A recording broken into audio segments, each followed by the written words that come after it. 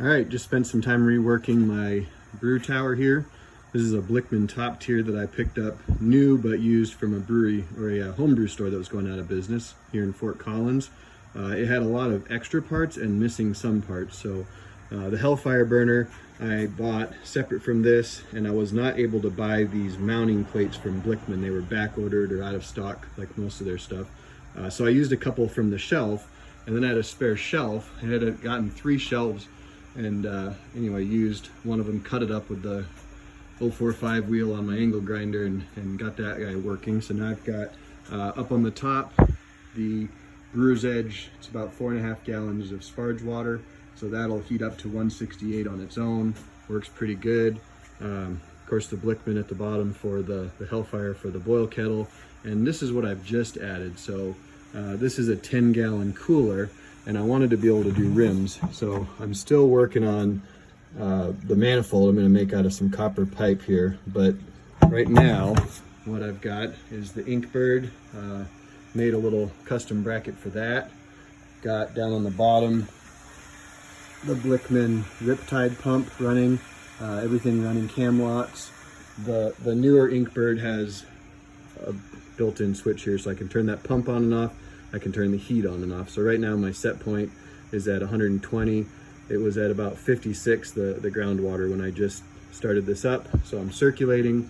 And then on the around the back here, I've got a, what is it, brewhardware.com RIMS tube. I bought a Denrod heater off Amazon. It's just a 1500 watt, 110 volt, because the idea is to start out my mash with already warm water. This is just to circulate and to step mash.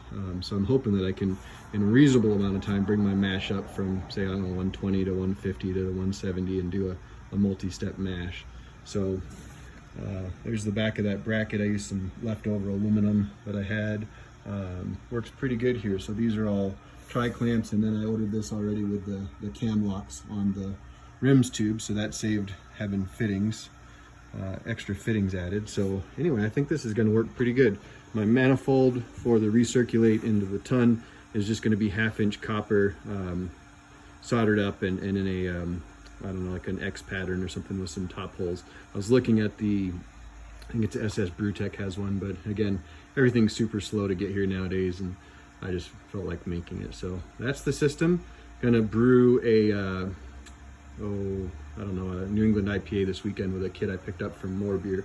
The other thing that I just recently added to the brew kettle, this is just an 8-gallon brew kettle. It's a little tight for a normal 5-gallon batch, but it works. So I added this Blichmann whirlpool fitting here, and then at the bottom, I forget what that's called, ISO fitting or something I got from Northern Brewer. So I can rotate that pickup tube all the way down to the bottom.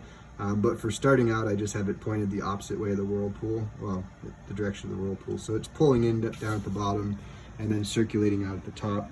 I'll probably keep the cooling coil out of here until I'm probably 5 or 10 minutes from the end of the boil, and then I'll drop that in to sterilize and be able to whirlpool with that. But it's a pretty good setup.